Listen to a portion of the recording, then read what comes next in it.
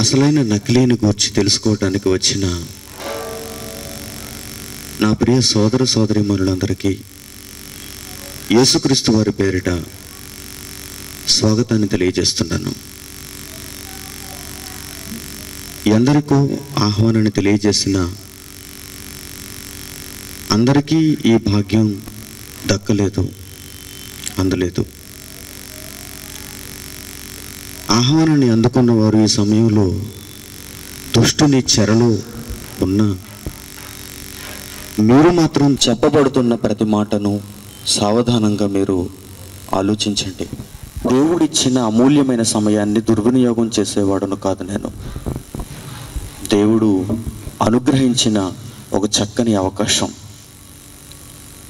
దేవుని మాటల చేత మిమ్మల్ని అందరినీ ఆయన మార్గంలో నడిపించడానికి నేను ప్రయత్నిస్తాను. జాగ్రత్తగా మీరు ఈ మాటలన్నిటినీ ఆలకించవలసిందిగా కోరుకుంటున్నాను. అసలైన నకిలీ ఏది అని సమాజాన్ని రేకెత్తించాలి అనుకున్నాను. చాలామంది ఈ అంశాన్ని విన్నప్పుడు నకిలీలో కూడా అసలైనది ఉంటుందా అని అడిగారు. నకిలీలో కూడా అసలైనది.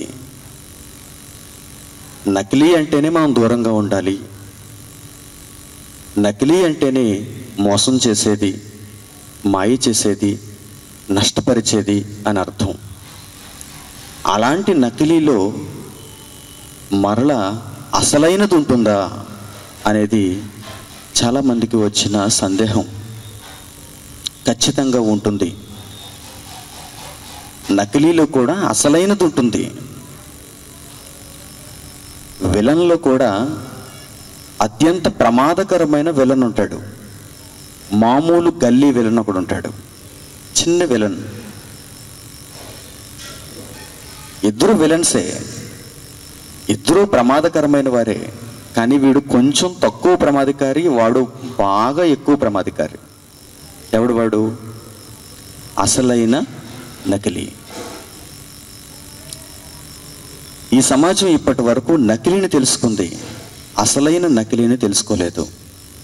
అదే నా అభిప్రాయం, అదే నా ఉద్దేశం, అదే పరలోకమందున్న మన తండ్రి ఉద్దేశం.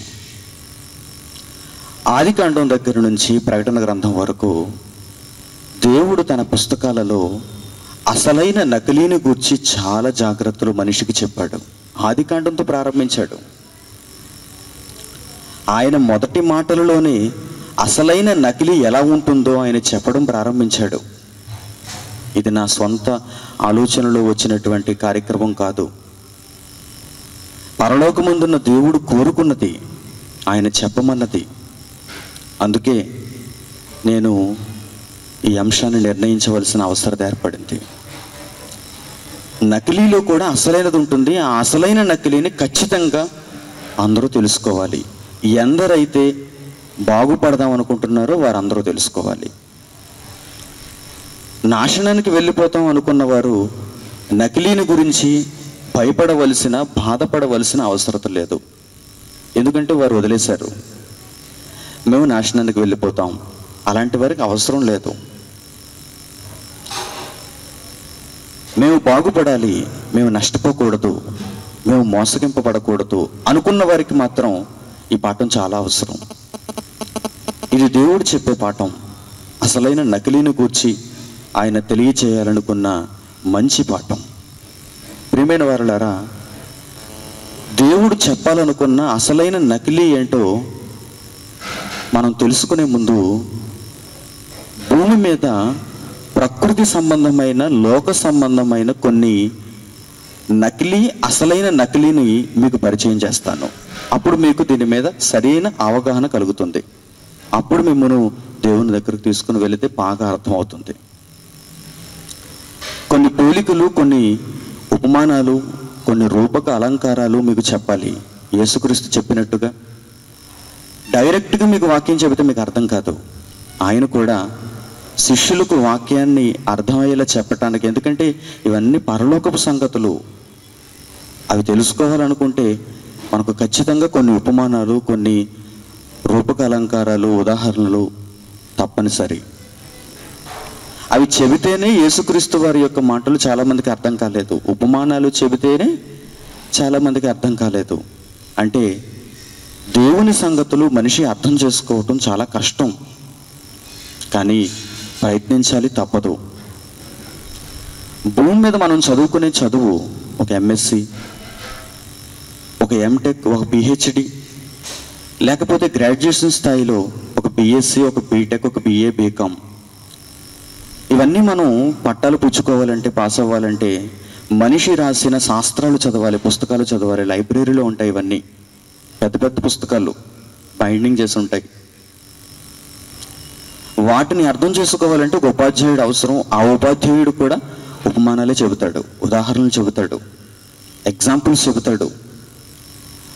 ఒక గణిత శాస్త్రంలో ఎగ్జాంపుల్ ఉంటుంది. ఎగ్జాంపుల్ లెక్క చేస్తే కానీ అసలైన లెక్క మీకు తెలియదు. ఉపమానాలు తెలియాలి. అసలైన నకిలీని గురించి లోకంలో ఏదైనా ఒక ఉదాహరణ ఉన్నది అంటే, ఎందుకంటే మనం లోకంలో బ్రతుకుతున్నాం, ప్రకృతి సంబంధమైన ఈ జీవనంలో మనం ఉన్నాం కనుక కొన్ని ఉదాహరణలు మీకు చెబుతాను. నకిలీ, అసలైన నకిలీ ఏంటో మీకు అర్థం అవ్వాలి. ప్రియమైన వారులారా, చిన్ననాడు చిన్నపిల్లలు కరెన్సీ నోట్లతో ఆడుకుంటారు. చిన్న చిన్ని కరెన్సీ నోట్లు, రూపాయి నోటు మొదలుకొని 5 రూపాయల నోటు, 10 రూపాయల నోటు, 20 రూపాయల నోటు, 50 రూపాయల నోటు, 100 రూపాయల నోటు, ఏ నోట్ అయినా సరే ఒకే షేపులో ఉంటుంది. చిన్నపిల్లలు ఆడుకునే కరెన్సీ నోట్లు అవి. మీరు చూసే ఉండాలి. చిన్ని చిన్ని కరెన్సీ నోట్లు, దాదాపు వాటి పొడవు 2 అంగుళాలు ఉంటుంది, లేక 3 అంగుళాలు ఉంటుంది. వాటి ఎత్తు 2 అంగుళాలు ఉంటుంది. చిన్ని కరెన్సీ నోటు. అన్ని కరెన్సీ నోట్లు ఒకే ఆకారంలో ఉంటాయి. అవి అసలైనవా? కాదు.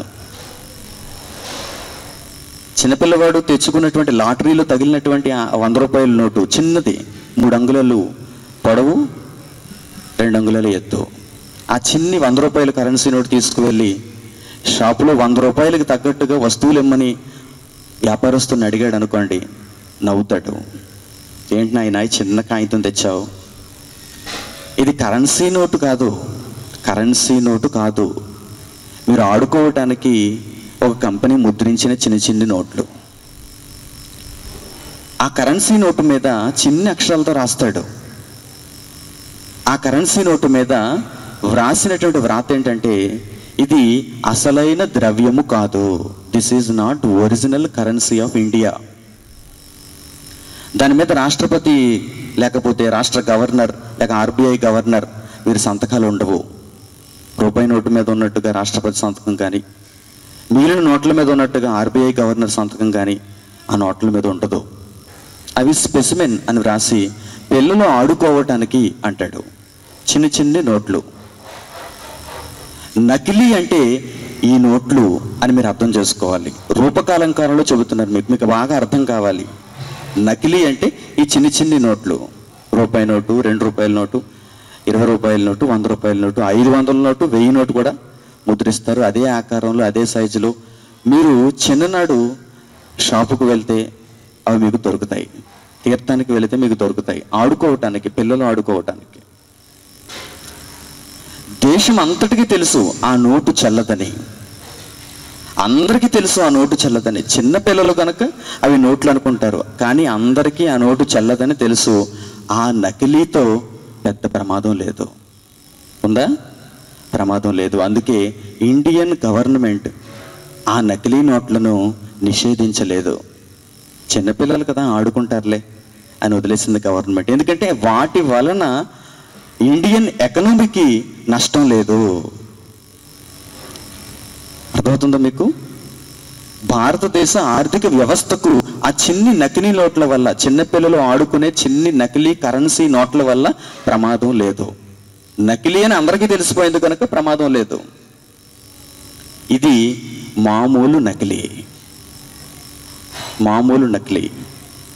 ఇప్పుడు అసలైన నకిలీ అంటే మీకు చెబుతాను. పెద్ద పిల్లలు ఆడుకుంటున్నారు. ఇప్పుడు పెద్ద పిల్లలు అంటే పెద్దవారు, ముదురులు అన్నమాట వీరందరూ. రిజర్వ్ బ్యాంక్ ఆఫ్ ఇండియా ముద్రించినటువంటి నోట్లు మాకొద్దు, మేమే సొంతంగా ముద్రించేసుకుంటాం అన్నారు. ఇవేమి నోట్లు? అచ్చం 10 రూపాయల నోటు ఎలా ఉంటుందో అలాగే దించేశాడు ఒక 10 రూపాయల నోటు. ఫేక్ నోట్ అన్నమాట. అచ్చం 20 ఎలా ఉంటుందో 20 దించేశాడు. షేపు, డైమెన్షన్స్, రంగు, సంతకాలు, వ్రాత అన్నీ యాజ్ ఇట్ ఈజ్గా దిగిపోయాయి. రూపాయలు ముద్రించారు అనుకోండి, మహా అయితే 500 నోట్లు ఎక్కువగా ముద్రిస్తారు, 100 నోట్లు ఎక్కువగా ముద్రిస్తారు, 1000 నోట్లు ఎక్కువగా ముద్రిస్తారు.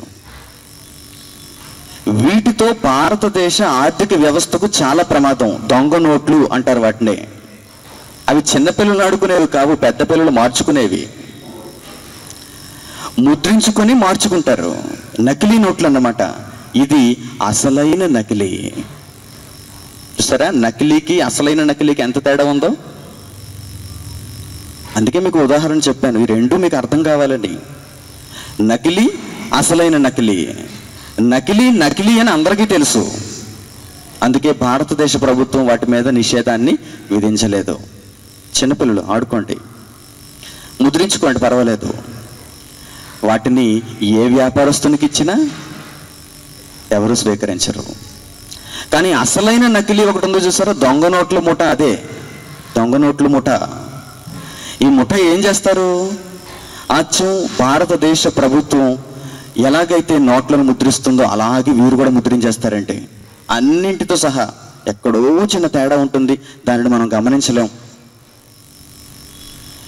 ఈ నోటును ముద్రించి సమాజంలోనికి లీక్ చేస్తున్నారు, వదిలేస్తున్నారు. ఎవరో ఒకరు బలైపోతున్నారు. పోలీసులు పట్టుకుంటున్నారు, బ్యాంకు వారు పట్టుకుంటున్నారు. ఇది అసలైన నకిలీ. అసలైన నకిలీతో చాలా ప్రమాదం. ఈ విషయంలో భారతదేశ ప్రభుత్వం చాలా సీరియస్గా ఉంటుంది. భారతదేశ ప్రభుత్వం నకిలీ దొంగ నోట్ల విషయంలో చాలా సీరియస్గా ఉంటుంది. అది చట్టరీత్యా నేరము, శిక్షించదగిన నేరము. ఐపీసీ సెక్షన్ ఫలానా ప్రకారం శిక్షార్హులు. బాగా అర్థం చేసుకోవాలి మీరు. నకిలీ, అసలైన నకిలీ. ఈ అసలైన నకిలీతో చాలా ప్రమాదం. అసలైన నకిలీ ఎలా ఉంటుంది? అచ్చం ఒరిజినల్ ఎలా ఉంటుందో అలాగే ఉంటుంది. రూపానికి, మనం అందరం చూడటానికి అలాగే ఉంటుంది. కానీ దానిలోని సరుకు అసలైనది కాదు. బాగా అర్థమవుతుందా మీకు? ఈరోజు మార్కెట్లోనికి చాలా వస్తువులు దిగిపోయాయి, మనం వాడుకునే వస్తువులు. అందులో 100కి 90% నకిలీవే ఉంటాయి. నకిలీవే ఉంటాయి. నకిలీవే ఉన్నప్పుడు అవి నకిలీ అని అందరికీ తెలిస్తే పెద్దగా ఇబ్బంది లేదు, బాధ లేదు. ఎందుకంటే నకిలీ అని ముందుగా తెలుసుకొని 3000 రూపాయల కళ్ళజోడు 30 రూపాయలుగా కొనుక్కున్నాడు. దానిలో పెద్ద బాధపడవలసిన అవసరం లేదు. రేబ్యాన్ కళ్ళద్దాలు ఎంతకు వచ్చేసాయి? ఇప్పుడు 30 రూపాయలకు వచ్చేసాయి, 50 రూపాయలకు వచ్చేసాయి, 100 రూపాయలకు వచ్చేసాయి. కానీ నకిలీ వస్తువును 3000కు అమ్మేశాడు అనుకోండి ఎవడైనా, ఇది ఒరిజినల్ రేబ్యాన్ అని చెప్పి 3000 రూపాయలు మీ దగ్గర సేకరించాడు అనుకోండి. తీరా మీ చేతిలో చూస్తే డూప్లికేట్ వస్తువు ఉందనుకోండి, అది చాలా ప్రమాదకరమైంది. చాలా ప్రమాదకరమైంది. ఈ నకిలీ వస్తువుల వల్ల, అసలైన నకిలీల వల్ల ప్రాణాలు పోతాయి.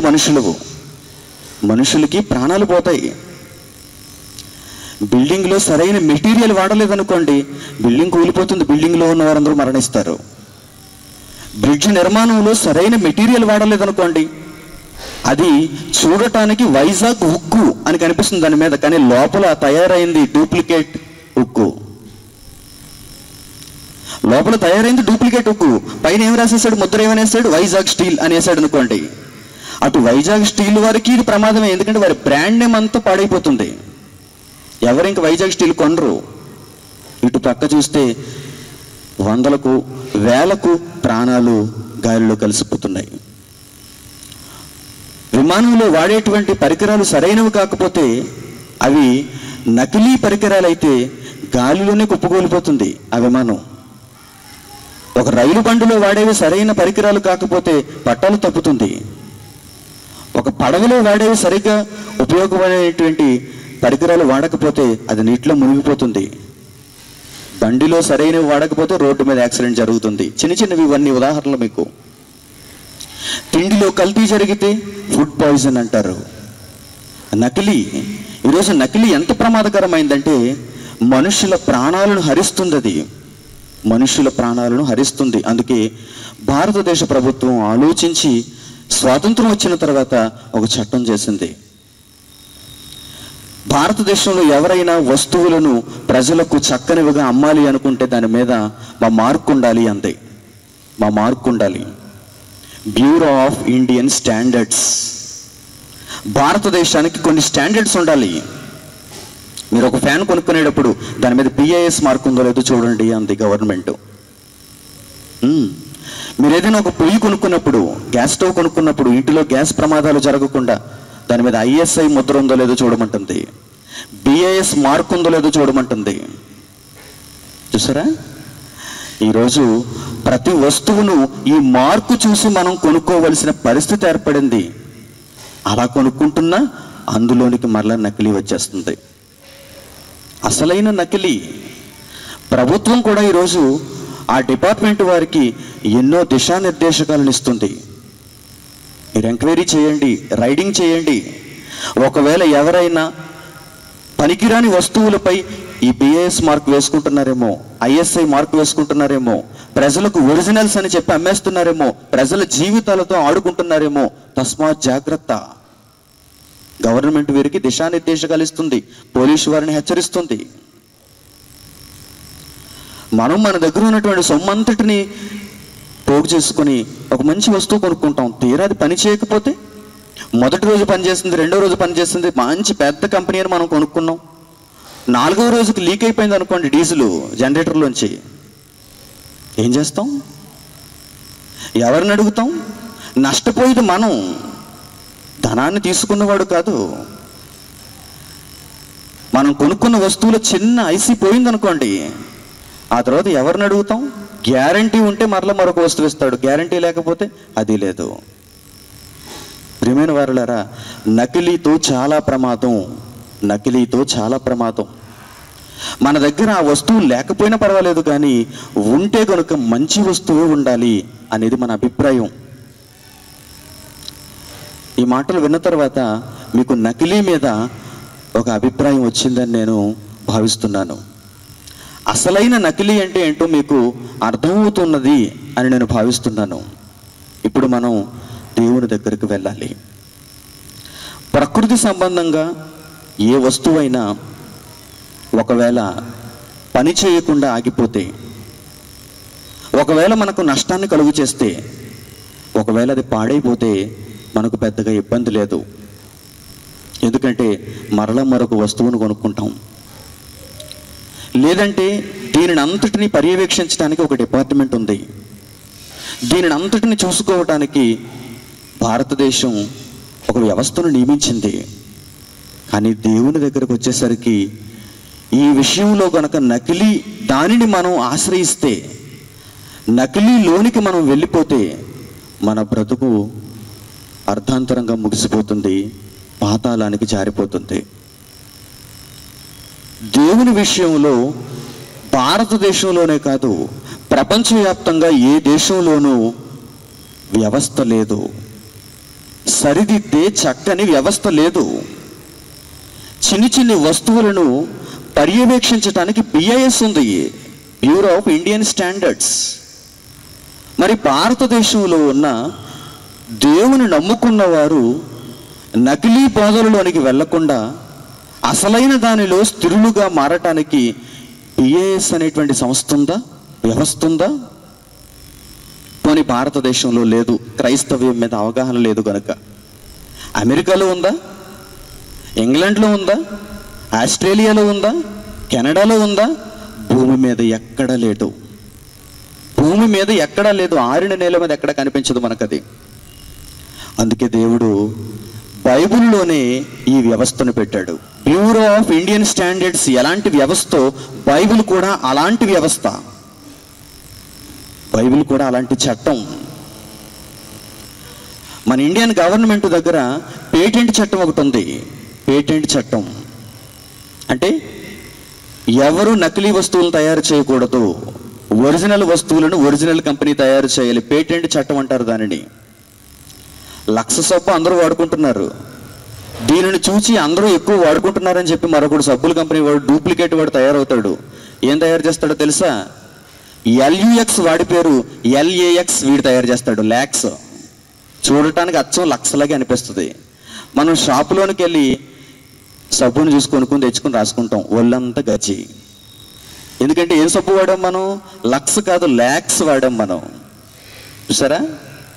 చిన్ని పేరు మార్పిడి చేస్తాడు. అందుకే పేటెంట్ చట్టం ఉంది భారతదేశంలో. ఇలాంటి వస్తువులన్నిటిని నిలుపుదల చేయటానికి, ఆడుకోకుండా చేయటానికి భారతదేశం ఒక వ్యవస్థను నియమించింది, ఒక చట్టాన్ని రూపొందించింది. కానీ దేవుని దగ్గర, దేవుని విషయంలో, పరలోకానికి మనం చేరే విషయంలో ఎక్కడ ఏ చట్టం ఉందో చెప్పండి. అందుకే దేవుడు తన గ్రంథంలోని చట్టాన్ని పొందుపరిచాడు. తన గ్రంథంలోనే తన మాటల ద్వారా ఆ చట్టంలో దేవుడు భూమి మీద ఉన్న మనుషులకు అర్థమయ్యేలా నకిలీ బారి నుంచి తప్పించుకోవడానికి కొన్ని సంగతులను వ్రాయించాడు. బైబిల్ అంటే మనం ఏమనుకున్నామంటే యేసుక్రీస్తు, రక్షణ, బాప్తిస్మం, సంఘం, పరలోకం అనుకున్నాం. ఇంత మాత్రమే కాదు బైబిల్ అంటే. బైబిల్ ఒక పరిపూర్ణమైన గ్రంథం. ఈ పరిపూర్ణమైన గ్రంథంలో ఒక సెక్షన్ ఉంది, ఒక చట్టం ఉంది. అదేంటంటే నకిలీని పసిగట్టే చట్టం. అసలైన నకిలీని తెలుసుకునే వెలుసుబాటు ఉంది బైబిల్లో. ఆ రహస్యాలు మనిషికి అర్థం కాకపోతే మనిషి నిజంగా అవివేకుడైపోతాడు, అమాయకుడైపోతాడు, మోసగింపబడతాడు. తర్వాత వెళ్ళిపోయేది నాశనానికే. మీరు మోసగింపబడితే మిమ్మల్ని చూచి అందరూ జాలి పడతారేమో కానీ ఎవరు మిమ్మల్ని సమర్థించరు. ఎవరు కొనమన్నారా వస్తువుని అని మిమ్మల్నే మరలా నిందిస్తారు. మోసపోయిన వారందరినీ చూచి లోకం జాలి పడుతుందే తప్ప వారికి సహాయం చేయదు. ఎందుకంటే ఎవరు మోసపోమన్నారు మిమ్మల్ని అని అడుగుతుంది.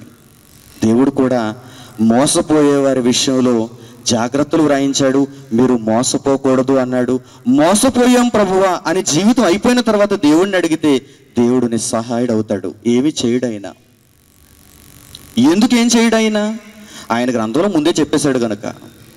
మీరు మోసపోకూడదని ముందుగా తన గ్రంథంలో చాలా మెలకువలు ఆయన వ్రాయించాడు కనుక, చాలా సూత్రాలు ఆయన పొందుపరిచాడు కనుక మీరు మోసపోకూడదు. మరలా మీరు జీవితం ముగించిన తర్వాత, ఆత్మగా వెళ్ళిన తర్వాత, తండ్రి పలానా ఆయన మమ్మల్ని మోసగించేశాడు, మరి ఏం చేయమంటావు? ఇప్పుడు మమ్మల్ని పరలోకానికి తీసుకుని వెళ్ళిపోవా? ఆయన మోసగించాడు కనుక మేము మోసంలో పడ్డాం తప్ప మేము నిజంగా అయితే మంచోళ్ళమే అని మీరు అన్నా దేవుడు అంగీకరించడు. దేవుడు అస్సలు అంగీకరించడు. బెస్ట్ ఎగ్జాంపుల్ ఒకటి చెబుతాను మీకు. ఆదికాండం 3వ అధ్యాయం మోసం జరిగింది. అసలైన నకిలీ ప్రవేశం జరిగింది. దేవుడు మనుషులకు తెలియజేస్తున్నాడు చూడండి. అసలైన నకిలీని గూర్చి దేవుడు మనుషులకు తెలియజేస్తున్నాడు చూడండి. ఆదికాండము 3వ అధ్యాయంలోనే అసలైన నకిలీని ప్రవేశపెట్టాడు. దానిని గూర్చిన వివరాలను దేవుడు వ్రాయిస్తున్నాడు. బైబిల్ ఒక మహాజ్ఞాన గ్రంథం. ఆదికాండం 3వ అధ్యాయం చూడండి. ఇప్పుడు 4వ వచనం. ఆదికాండము 3వ అధ్యాయము 4వ వచనం. అందుకు సర్పము అపవాది అసలైన నకిలీ వాడు వచ్చాడు. ఇప్పుడు ఎందులోనికి వచ్చాడు? ఏదేను వనంలోనికి వచ్చాడు. ఏదేను వనంలో ఆదాము హవ్వలు ఇద్దరు దేవుని వాతావరణంలో బ్రతుకుతున్నారు. దేవుని నీడ పట్టున బ్రతుకుతున్నారు. వారిద్దరికీ అప్పటి వరకు ఒరిజినల్ మాత్రమే తెలుసు. They don't know duplicate. వారికి అప్పటి వరకు నకిలీ ఇంకా పరిచయం కాలేదు. అప్పుడే ప్రవేశపెట్టబడింది అసలైన నకిలీ. చిన్న రంగు నోటు కాదు, పెద్ద రంగు నోటే. అసలైన నకిలీ వచ్చేసింది. వచ్చి ఎలా మోసం చేస్తుందో, ఏం చెబుతుందో మీరు జాగ్రత్తగా చూడండి. అసలైన నకిలీ ఎలా మనలను మభ్యపరుస్తుందో ఆ మాటలలో మీకు దేవుడు వివరణ ఇస్తున్నాడు. భూమి మీద ఈ జీవిత కాలంలో మనం అసలైన నకిలీని ఎదుర్కోవాలంటే ఈ మెలకువలు మనకు తెలియాలి. అందుకే మన కొరకు రాయబడింది బైబిల్లో ఈ విషయాలు మన కొరకు దేవుడు పొందుపరిచాడు. రేపొద్దుట మనం దేవుని దగ్గరకు వెళ్ళి చేతులెత్తేస్తే దేవుడు ఏమీ చేయలేడు. భూమి మీద ఉన్నప్పుడే మీరు మారాలి. భూమి మీద ఉన్నప్పుడే మీరు ఈ మాటలలో ఉన్న సారాన్ని తెలుసుకోవాలి. అసలైన నకిలీ ఎలా మోసం చేస్తుందో చూడండి. 4వ వచనం, అందుకు సర్పము మీరు చావనే చావరు.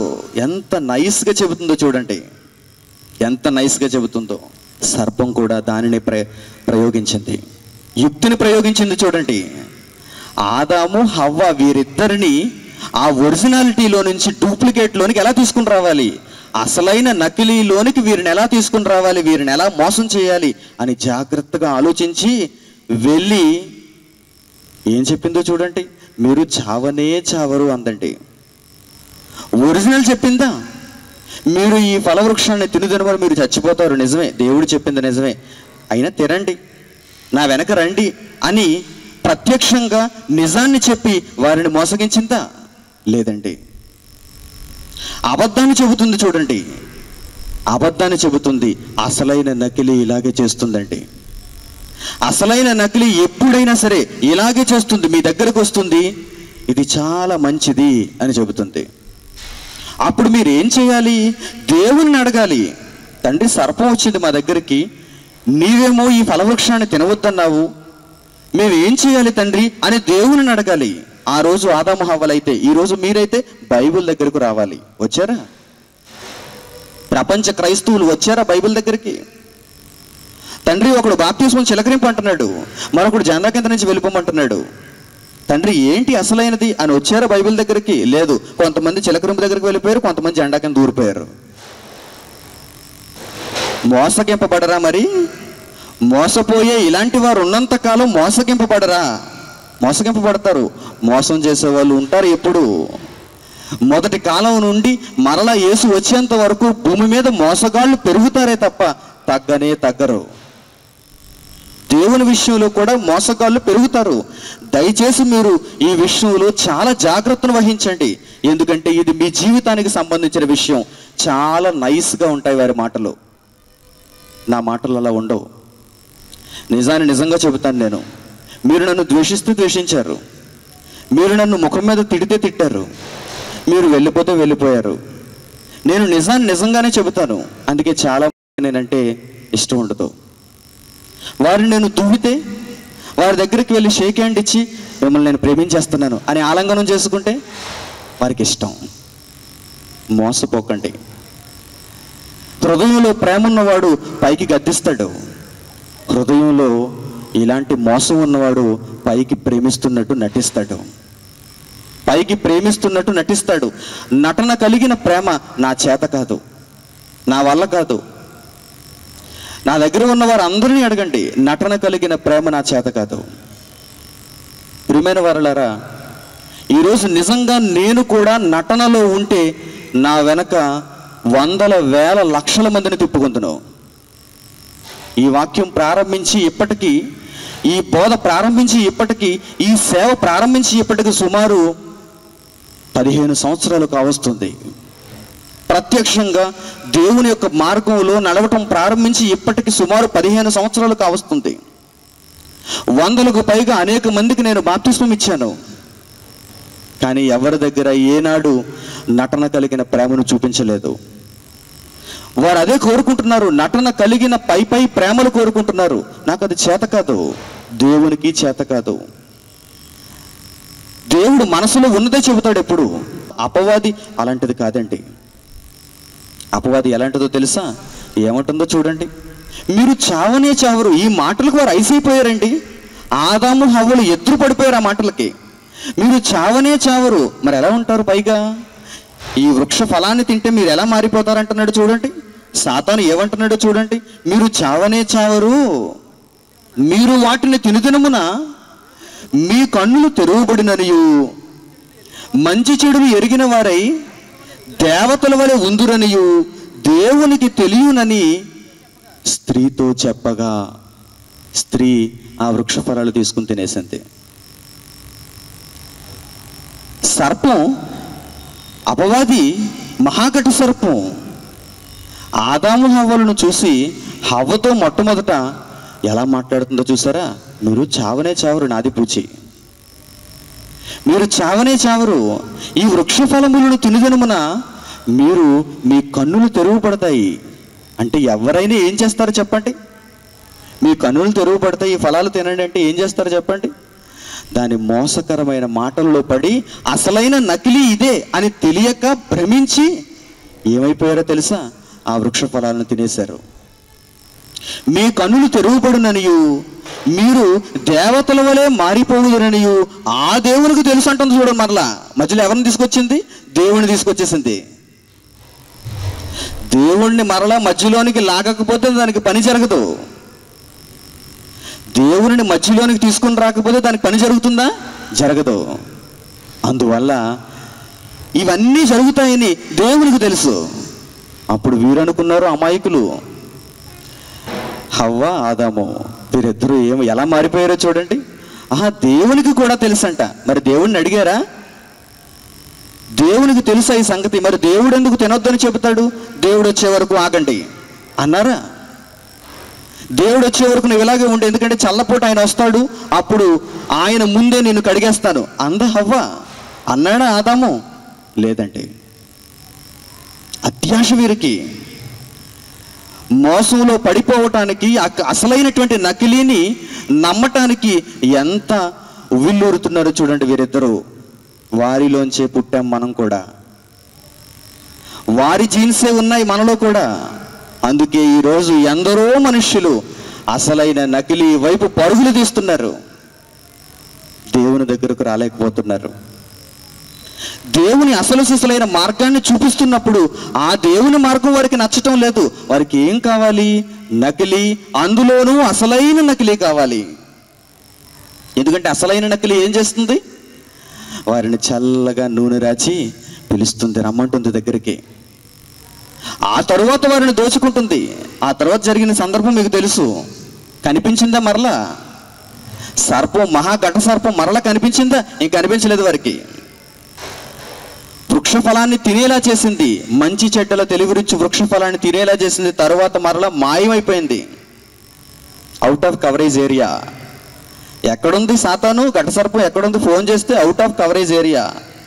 మీరు డయల్ చేసిన నెంబరు ప్రస్తుతం స్విచ్ ఆఫ్ చేసి ఉన్నది. ఎవరిది? అపవాది, మహాఘట సర్పం. ఇప్పుడు దేవుడు వచ్చాడు. తండ్రి మాకు తెలియక మోసగించేసింది మమ్మల్ని. తెలియక మేము తప్పు చేసాం. అసలైన నకిలీ అని తెలియక తప్పు చేసాం. మరి మమ్మల్ని క్షమించి ఈ ఏదేను వనంలోనూ ఉంచేయవా? అప్పుడు దేవుడు ఏమన్నాడు? నా కన్నుల ఎదుట మీరు ఉండకూడదు, నా పరిశుద్ధతను మీరు సన్మానించలేదు, నకిలీని మీరు తెలుసుకోలేదు. వారిని మెడపెట్టి ఆ ఏదేను వనంలో నుండి బయటకు గెంటి వేసేంత వరకు దేవుడు నిద్రపోలేదు. దేవుడు ఊరుకోలేదండి. అమాయకులం ప్రభువా, మాకేం తెలియదు ప్రభువా, తినేసాం వృక్ష ఫలాన్ని, నీవు తినొద్దని చెప్పినా తినేసాం. ఎందుకంటే అది చాలా యుక్తిగల మాటల చేత మమ్మను మోసగించింది. మేము చావని చెప్పింది, దేవతలుగా మారిపోతామని చెప్పింది, అది నీకు కూడా తెలుసని చెప్పింది, మా కన్నులు తెరువబడతాయని చెప్పింది. కానీ దేవుడు ఊరుకున్నాడండి? ఊరుకోలేదు. మీ దేవుని మనసది, మీ దేవుని మనసది. మీరేమనుకుంటారు? ఎవరో తప్పు చేస్తే నాకెందుకులే, వారికి దేవుడు శిక్ష విధిస్తాడు, నేను అమాయకుడినే కదా అనుకుంటారు మీరు. వారు తప్పు చేశారు, వారిని వెంబడిస్తున్న నేను తప్పు చేయలేదు. ఒకవేళ ఏదైనా పాపం ఉంటే అది వారికే అంటుకుంటుంది తప్ప నాకు కాదు అనుకుంటున్నారేమో మీరు. అక్కడ శిక్ష విధింపబడింది ఆదాముకు, హవ్వకు. జాగ్రత్తగా మీరు దీనిని అర్థం చేసుకోవాలి. అపవాది అప్పటికే శిక్షలో ఉన్నాడు. అపవాది అప్పటికే శిక్షలో ఉన్నాడు. సర్పమును వాడుకున్నాడు కనుక సర్పం శపించబడింది, అవ్వ శపించబడింది, ఆదాము శపింపబడ్డాడు. అపవాది సేఫ్గా ఉన్నాడు. భూమి మీద విడిచిపెట్టబడిన కాలంలో ఉన్నాడు వాడు. వాడికి శిక్ష ఖరారైపోయింది. వాడికి ఇంకేం భయం చెప్పండి? తెగించిన వాడికి ఏదో లింగం అంట సామెత. అపవాది తెగించేశాడు ఇంకా. ఎందుకంటే వాడికి శిక్ష ఖరారైపోయింది. వాడికి తెలుసు, నేను శిక్షలోనికి వెళ్ళాలి, నేను పాతాళానికి వెళ్ళాలి, నేనిప్పుడు విడిచిపెట్టబడిన కాలంలో ఉన్నాను, అనేక మంది మనుషులను నేను మృంగాలి అని వాడు వచ్చాడు. వాడు భయపడవలసిన అవసరం లేదు శిక్ష కోసం. ఎందుకంటే వాడికి శిక్ష ఖరారు చేయబడింది. అలర్ట్గా ఉండవలసింది ఎవరు అంటే మనం, జాగ్రత్తగా ఉండవలసింది మనం. అసలైన నకిలీ ఏదో పరీక్షించి ఆ మోసంలో పడకుండా రక్షింపబడవలసింది మనం. ఎందుకంటే మన తరఫున ఎవరు బాధ్యత తీసుకోరు. మనం మరణిస్తే మన తరఫున ఎవరు బాధ్యత తీసుకోరండి. తండ్రి, తల్లి, సహోదరులు, భార్య, భర్త ఎవరు మన తరఫున దేవుని దగ్గరకు వచ్చి మాట్లాడరు. ఎవరి బ్రతుకు వారిది. నీవు మోసగింపబడితే నీవే దేవునికి సమాధానం చెప్పుకోవాలి. సహోదరుడు మోసగింపబడితే సహోదరుడే దేవుని దగ్గరికి వెళ్ళి సమాధానం చెప్పుకోవాలి. మనం వారి తరపున ఏమైనా దేవునికి రికమెండ్ చేయగలవా? ప్రియమైన వారులారా, అందుకే దేవుడు తన గ్రంథంలో ఈ చట్ట పరిధిని కల్పించాడు. చిన్న చిన్న వస్తువులకే భారతదేశం ఇంత చక్కగా ఆలోచించి బ్యూరో ఆఫ్ ఇండియన్ స్టాండర్డ్స్ అంటే దేవుడు కూడా ఎంత చక్కగా ఆలోచించాడో చూడండి. నకిలీ బారిన మనిషి పడకూడదని ప్రారంభంలోనే ఈ మాటల్లో మనకు పరిచయం చేశాడు చూడండి. ఏదైనా వనంలో నుంచి ఆదాము హవ్వలు ఎలా గెంటివేయబడ్డారో ఈ వైనాన్నంతా చెప్పాడు చూడండి. అంటే ఇప్పుడు మనం జాగ్రత్తగా ఆలోచించాలి. దేవుని విషయంలో మోసం జరిగే ఈ ప్రమాదం చాలా ఎక్కువ శాతం ఉంది. దేవుని విషయంలో మోసం జరిగే ప్రమాదం, భూమి మీద మిగిలిన విషయాలలో మోసం జరిగే శాతం తక్కువేమో, కానీ దేవుని విషయానికి వచ్చేసరికి అపవాది ఎల్లప్పుడూ మనలను మోసగించడానికి ప్రయత్నం చేస్తుంటాడు. అందుకే మీ చేతుల్లో ఉంది. దీన్ని నమ్ముకోండి. మనిషిని నమ్మకండి, బైబిల్ని నమ్మండి. 66 పుస్తకాలను నమ్మండి. మరలా ఈ పుస్తకాలను విభజించి చదువుకోవటంలో మీరు జాగ్రత్త వహించండి. దేవుని మనసు అర్థం చేసుకోవడానికి మీరు ప్రయత్నం చేయండి. మీరు పరలోకం వెళ్ళాలి, అదే మీ లక్ష్యం. ప్రియమైన వారులారా, చాలా మోసం జరుగుతూ వచ్చింది. పాత నిబంధన కాలం నుంచి ఆదాము హవ్వలు ఎలాగైతే అసలైన నకిలీ చేత మోసగింపబడ్డారో ఆ తరువాతి కాలంలో కూడా మనుషులలో అనేక మంది దేవుని విషయంలో మోసగింపబడ్డారు. ఒక చక్కని సంగతిని చూపిస్తాను చూడండి. యోబు గ్రంథము 13వ అధ్యాయము 9వ వచనం చూడండి. యోబు గ్రంథము 13వ అధ్యాయము 9వ వచనం. ఆయన మిమ్మును పరిశోధించుట మీకు క్షేమమా, లేక ఒకడు నరులను మోసము చేయునట్లు మీరు ఆయనను మోసము చేయుదురా అని వ్రాయబడింది చూడండి. ఒకడు నరుని మోసం చేసేటట్లుగా మనిషి దేవుణ్ణి మోసం చేస్తున్నాడు ఈరోజు. ఒకడు నరుని మోసం చేసేటట్లుగా దేవుణ్ణి మోసం చేసేస్తున్నాడు. అందుకే జాగ్రత్త పడమంటున్నాడు దేవుడు. మనిషి సామాన్యమైన వాడు కాదు. ఈ అపవాది ఇచ్చిన ఈ అజ్ఞానాన్ని, ఈ మూర్ఖత్వాన్ని మనిషి ఆవలింపు చేసుకొని బాగా దానిని అర్థం చేసుకొని ఏం చేస్తున్నాడు తెలుసా? దేవుడిని మోసం చేస్తున్నాడు. ఒకడు మనిషిని మోసగిస్తే పర్వాలేదు, దేవుడు వారిని క్షమాపణ అడిగితే క్షమిస్తాడు. దేవుడిని మోసగించేస్తున్నాడు చూడండి మనిషి. అందుకే దేవుడు ఏమంటున్నాడు? ఒకడు నరులను మోసము చేయునట్లు మీరు ఆయనను మోసము చేయుదురా. అలా మోసం చేస్తే నష్టపోయేది ఎవరు? మనిషే. ఏదైనా వనంలో నష్టపోయింది ఎవరు? ఆదాము హవ్వలే, దేవుడు కాదు. ఆదాము హవ్వలు దేవునిని మోసగిస్తే, దేవుని ఆజ్ఞను అతిక్రమిస్తే, దేవుని చట్టాన్ని అతిక్రమిస్తే, అసలైన నకిలీ ఏదో తెలుసుకోలేకపోతే మోసపోయేది మనమే. మరొక చక్కని మాట చూడండి. సామెతల గ్రంథం 20వ అధ్యాయము 20వ అధ్యాయము 17వ వచనం. మోసము చేసి తెచ్చుకున్న ఆహారము మనుషులకు బహుయింపుగా ఉండును. చూసారా? ఆదాము హవ్వలకు ఏ వృక్షఫలం నచ్చింది? తోటలో చాలా ఉన్నాయి వృక్షఫలాలు, టేస్ట్గా లేవంట. ఆదాము హవ్వలను తినమని, వారి ఆకలిని తీర్చుకోమని, అలాగని వారిని పస్తులుంచలేదు దేవుడు. వారి ఆకలిని తీర్చుకోమని తోట నిండా విస్తారముగా ఫలవృక్షాలే, కానీ తోటలో ఒకే ఒక ఫలవృక్షం, మంచి చెడ్డల తెలివినిచ్చు వృక్షఫలం. ఆ ఫలాన్ని తినొద్దన్నాడు. కానీ మనిషికి ఏది రుచిగా ఉందంట? మనిషికి ఏది బహు ఇంపుగా ఉందంట? మామూలు ఇంపు కాదు, అది బహు ఇంపు. కంపు ఎప్పుడు బహు ఇంపే, అంతేనా? చూడండి, బహు ఇంపుగా ఉందంటే చూడండి, ఏంటి బహు ఇంపుగా ఉన్నది మనిషికి? సామెతలు 20వ అధ్యాయం 17వ వచనం, మోసము చేసి తెచ్చుకున్న ఆహారము మనుషులకు బహు ఇంపుగా ఉండును. దేవుని విషయంలో మోసపోతున్నారా? అసలైన నకిలీ దగ్గరికి వెళ్ళి ఆ నకిలీలో ఉండి మోసపోతున్నారా? అయితే అది మీకు బహు ఇంపుగా ఉన్నా పిమ్మట వాని నోరు మట్టితో నింపబడును అన్నాడు. మీకు దీని ఫైనల్ తెలీదు, ప్రెజెంట్ టెన్స్ తెలుసు, మీకు ప్రస్తుతం ఏంటి అనేదే తెలుసు. మీకు ఆదాము హవ్వలు కూడా ప్రస్తుతం ఏంటి అనే దానినే చూశారు. వృక్షఫలం చూడటానికి కన్నులకు రమ్యమైనదిగా ఇంపుగా ఉన్నది, తినేద్దాం అనుకున్నారు. ప్రస్తుతం అది. ఆ తరువాత జరిగిందేంటి? దాని మూలం ఏంటి? ఆ తర్వాత వచ్చిన పర్యవసానం ఏంటి? అది మనిషి పట్టించుకోవటం లేదు. దానినే బైబిల్ చెబుతుంది ఎప్పుడు, దానినే బైబిల్ నేర్పిస్తుంది ఎప్పుడు. నీకు బహు ఇంపుగా ఉండొచ్చు అది, మోసము చేత సంపాదించుకున్న ఆహారం. నకిలీలో ఉన్నటువంటిది నీకు బహు ఇంపుగా ఉండొచ్చు, కానీ చివరికి అది ఏం చేస్తుందో తెలుసా? నీ నోటిలో కొంచెం మట్టి కొట్టి వెళ్ళిపోతుంది. అంటే చివరికి నీవు నష్టపోతావు అని అర్థం.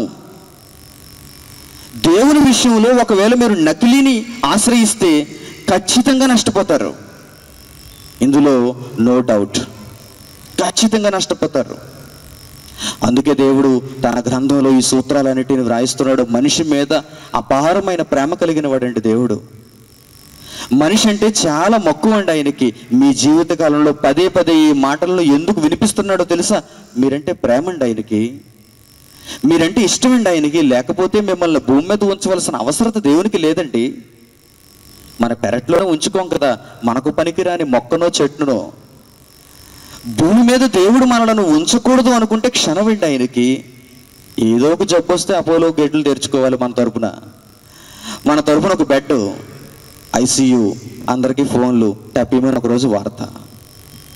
దేవునికి అదెంత చెప్పండి, ఎందరినో తీసేస్తున్నాడు భూమి మీద. వెళ్ళిపోక ముందు మీరు చాలా భయభక్తులు కలిగి ఉండాలి దేవునికి. వెళ్ళిపోక ముందు మీరు అసలైన నకిలీ బారి నుంచి తప్పింపబడి అసలు శిస్తులైన మార్గంలో మీరు ప్రయాణం చేయాలి. బాధ్యత ఉందో కనుక చెబుతున్నాను తప్ప అందరినీ నా దగ్గర చేర్చుకోవడానికి చెప్పటం లేదు.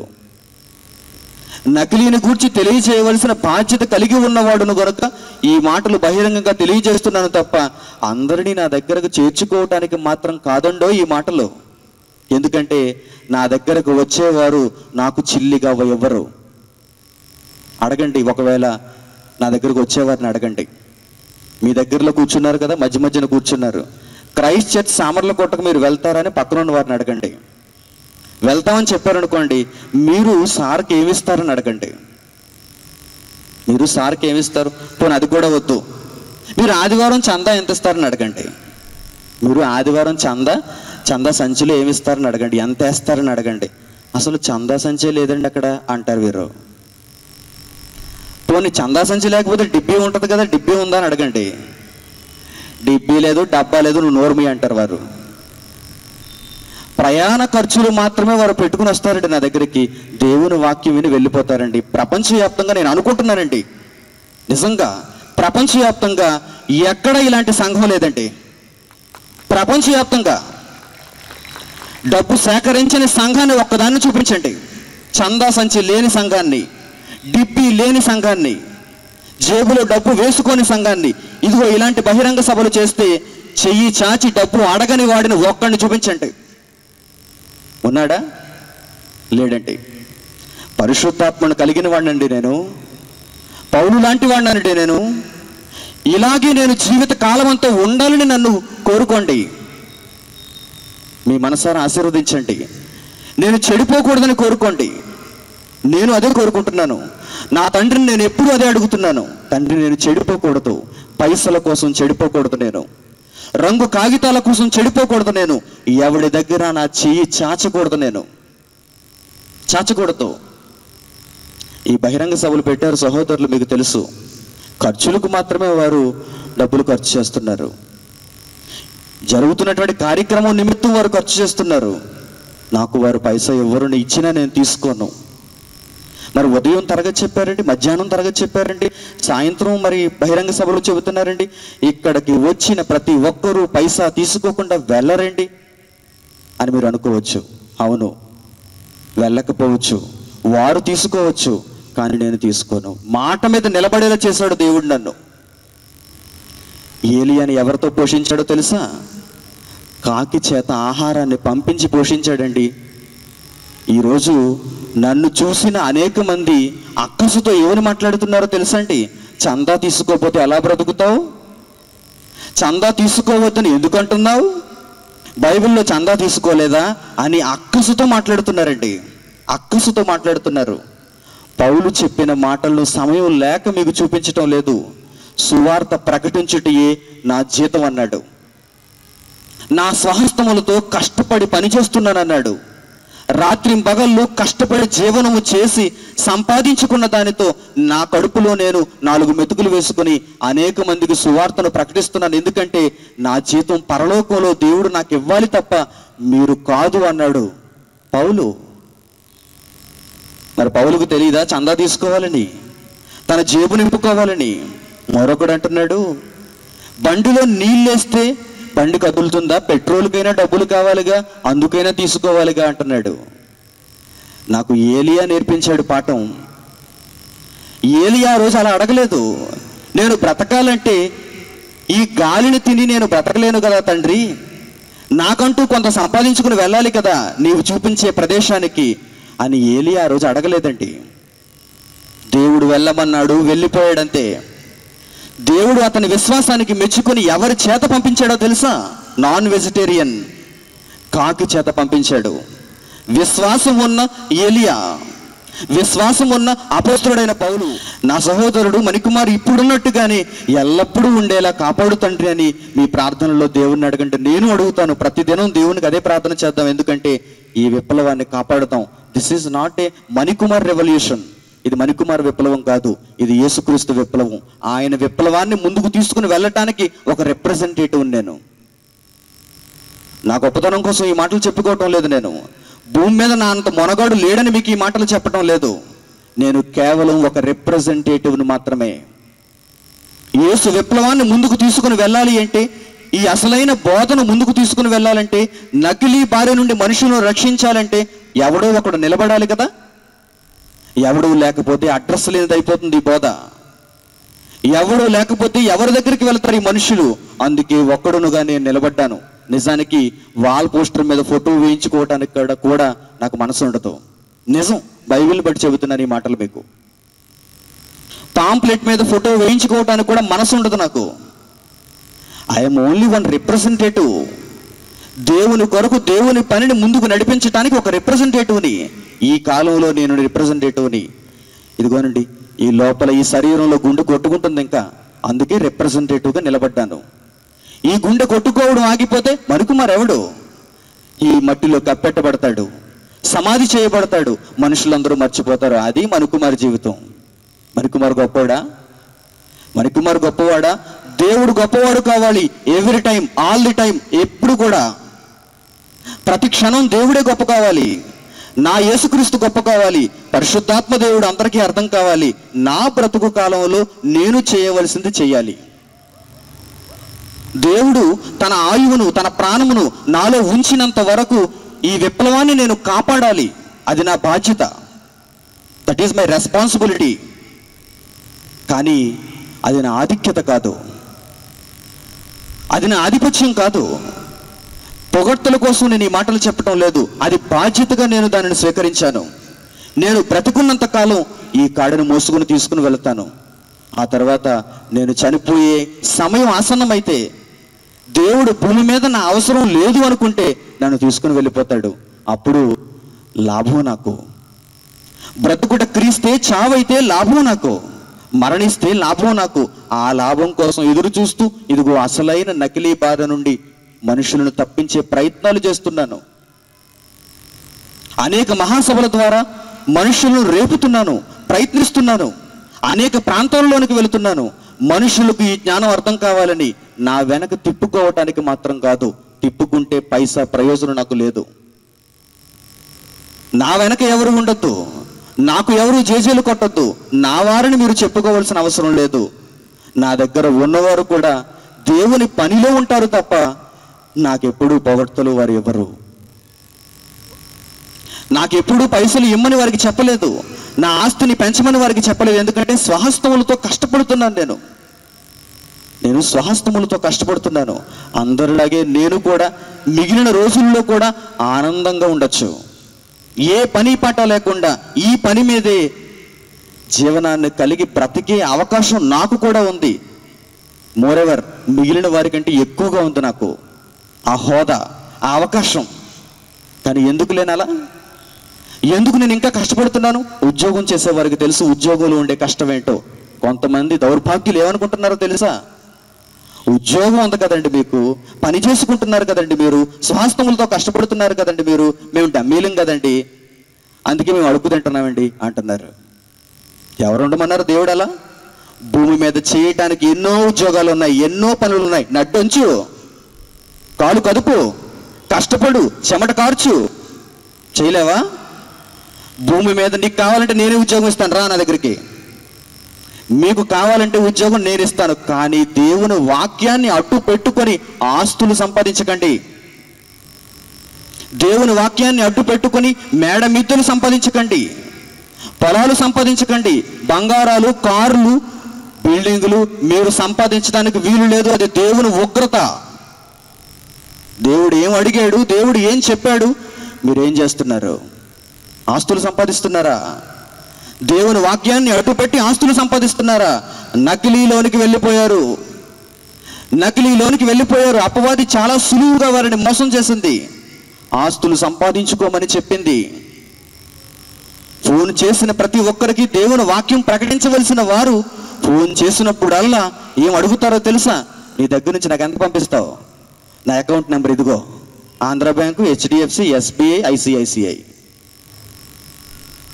www.christchurch.asia అని ఉంది. అందులో ఎక్కడైనా మీకు అకౌంట్ నెంబర్ ఇవ్వబడిందేమో చూడండి.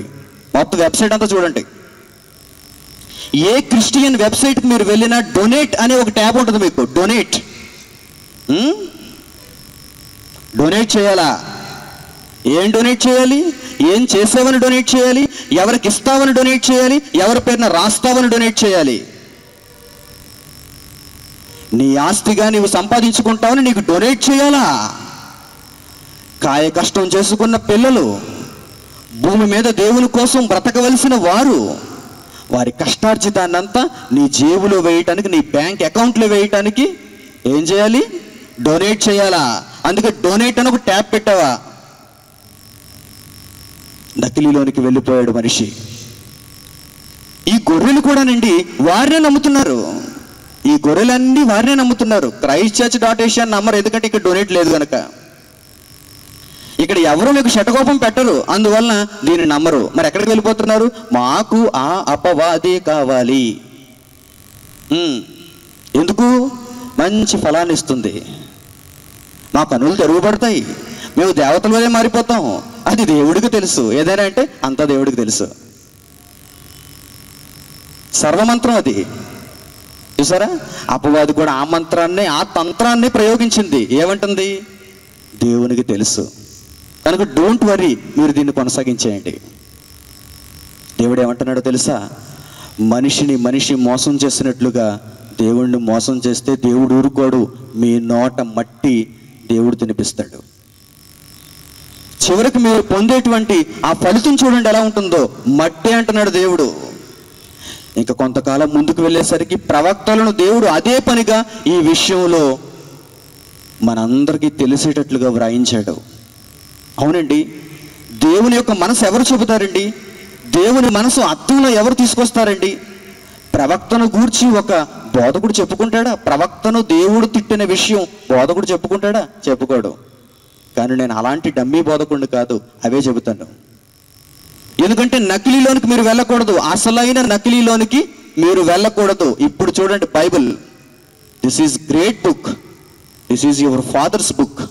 మీ తండ్రి మీ కొరకు రాయించి ఇచ్చిన పుస్తకం ఇది. చూడండి మంచి మాట. యెహెజ్కేలు గ్రంథం 14వ అధ్యాయము, యేస్కేలు గ్రంథము 14వ అధ్యాయము 9వ వచనం. మరియు ప్రవక్త ఒకడు మోసపోయి ఒక మాట చెప్పిన ఎడల యెహోవానగు నేనే.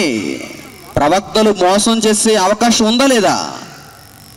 ప్రవక్తలు అబద్ధపు మాటలు చెప్పే అవకాశం ఉందా లేదా? బైబిల్ యేస్కేలు గ్రంథము 14వ అధ్యాయము 9వ వచనం. ప్రవక్త ఒకడు మోసపోయి ఒక మాట చెప్పిన ఎడల యెహోవానగు నేనే ఆ ప్రవక్తను మోసపుచ్చేవాడనై నేనే వానికి విరోధినై నా జనులైన ఇశ్రాయేలీయుల నుండి వానిని నిర్మూలము చేయుదును అంటున్నాడు దేవుడు. చివరకు అబద్ధ ప్రవక్తలకు మిగిలిందిదా? నిర్మూలింపబడుతున్నారు. చూడండి, వారు స్ట్రైక్అవుట్ చేస్తున్నాడు దేవుడు, వారిని నిర్మూలిస్తున్నాడు దేవుడు వారిని. ఎందుకో తెలుసా? దేవునికి అన్యాయం చేస్తున్నారు. దేవుని పేరిట ఆస్తులు సంపాదించుకుంటున్నారు. పెద్ద పెద్ద ఆకాశ హర్మ్యానాలు లాంటి భవంతులను సంపాదించుకుంటున్నారు. వారు ఎప్పుడు తమ జీవితంలో చూడలేనంత ఆస్తులు సంపాదించుకుంటున్నారు.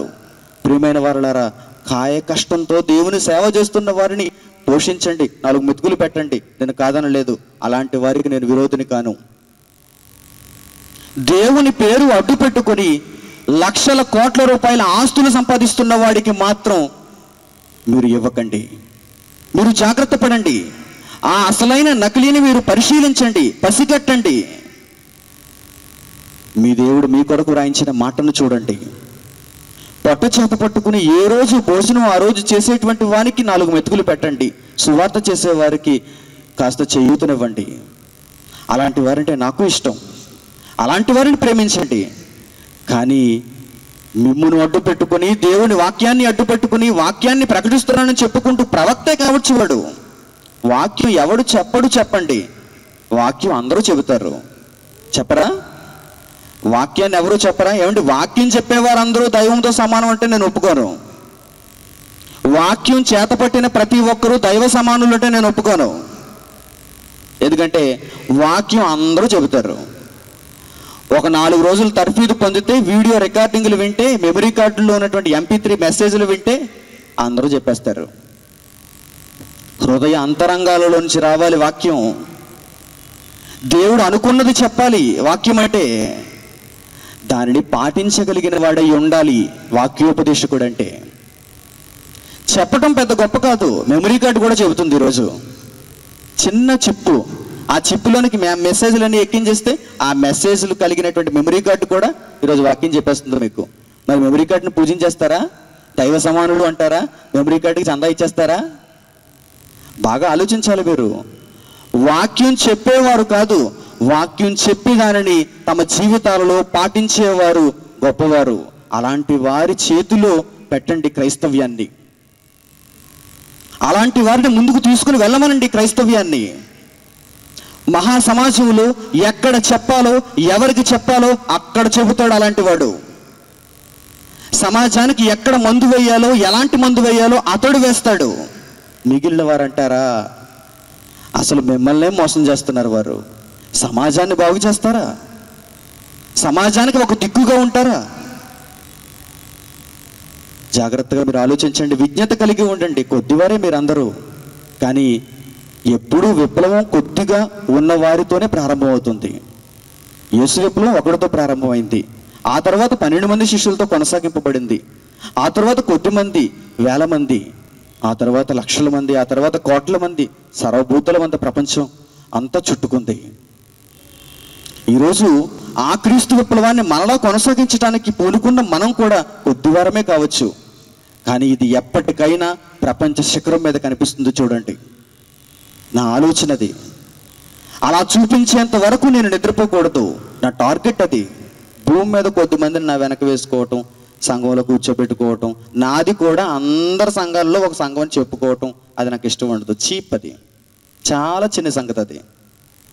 సామర్లకోటలో ఒక సంఘం కట్టుకోవడం. సామర్లకోటలో ఎన్ని సంఘాలు లేవు? ఉన్నాయి. కాకినాడలో ఒక సంఘం కట్టుకోవడం. కాకినాడలో ఎన్ని సంఘాలు లేవు? మీకంటే చాలా పురాతనమైన సంఘాలు ఉన్నాయి. వందల వేలకు పైగా వెళ్ళిపోతున్నారు అక్కడికి. ఒక చిన్న సంఘం కట్టుకోవటం, ఆ సంఘంలో కొంతమందిని మనవారిగా ఉంచుకోవటం, ఆ తర్వాత వారి దగ్గర నుంచి కొంత దోచుకోవటం, చిన్న చిన్ని బాక్సులు, ఎక్విప్మెంట్లు కొనుక్కోవటం, ఇది కాదు భక్తి అంటే.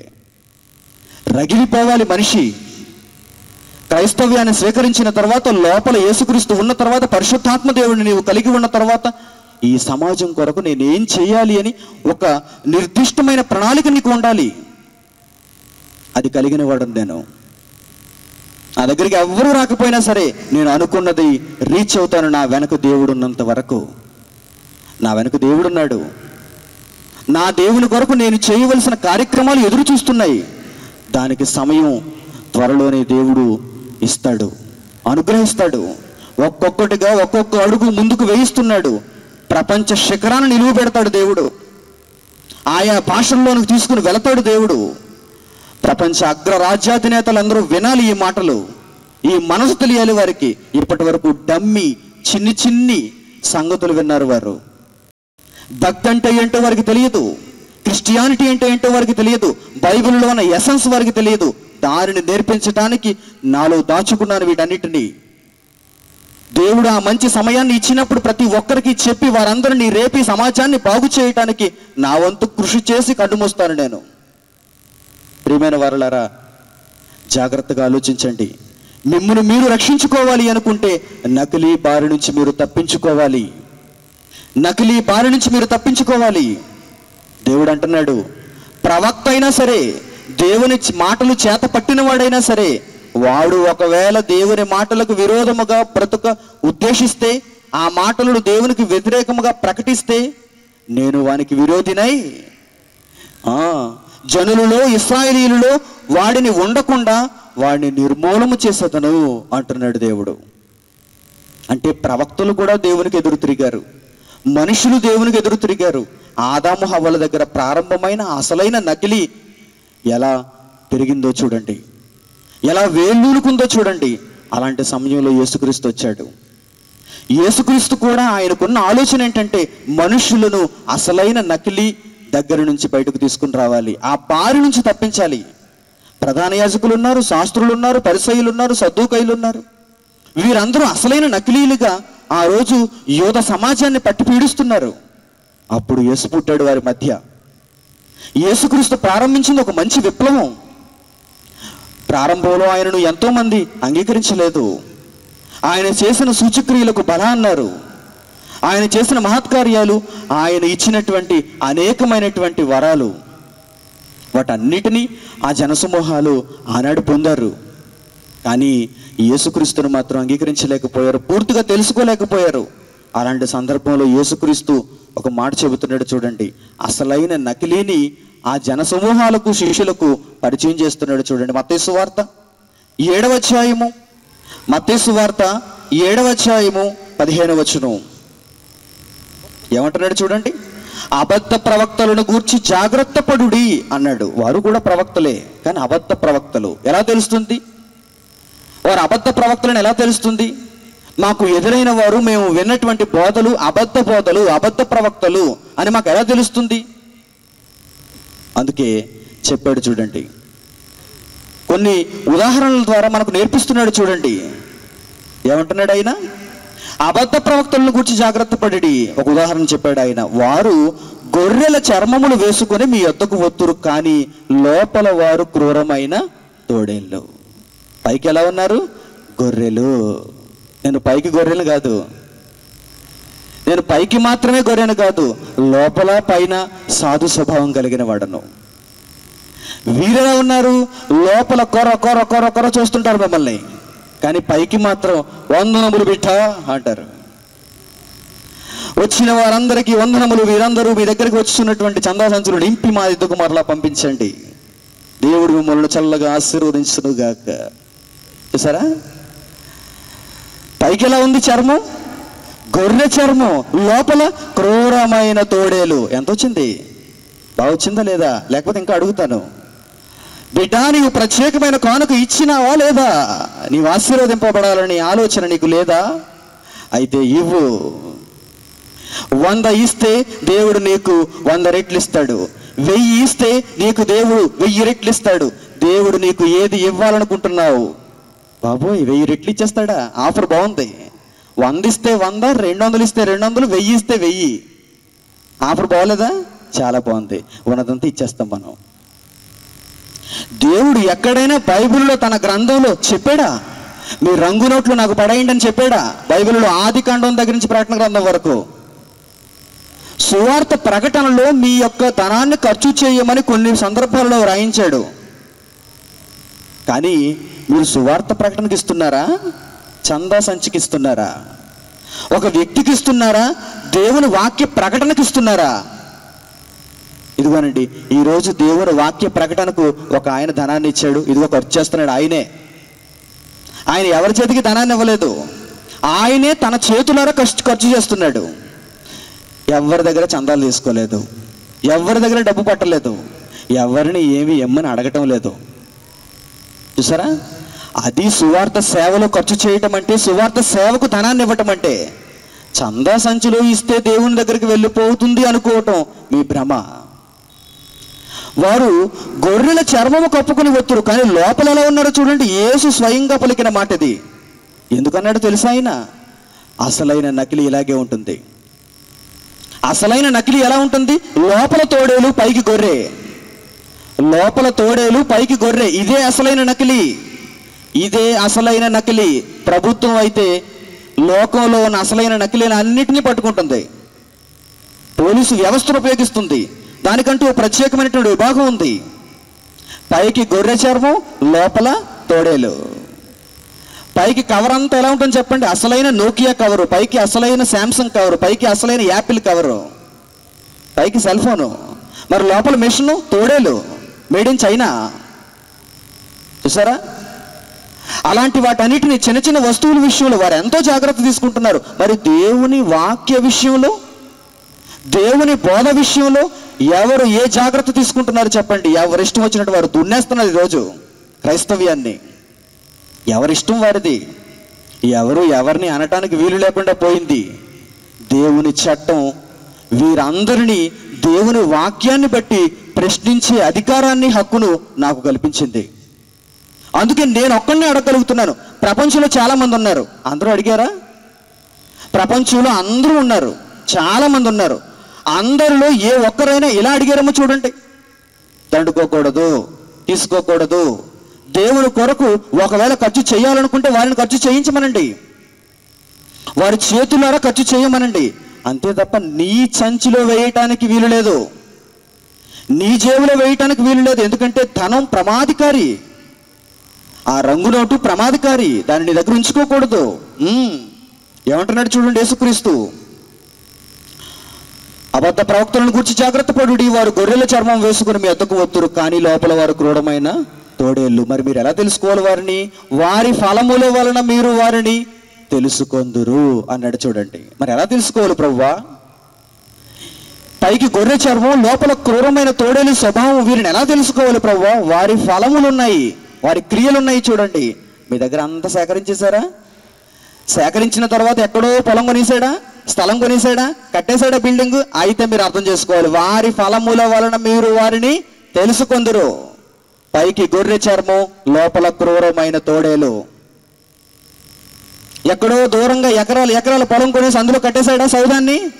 అయితే నీవు తెలుసుకోవాలి, పైకి గొర్రె చర్మం, లోపల క్రూరమైన తోడేళ్ళు.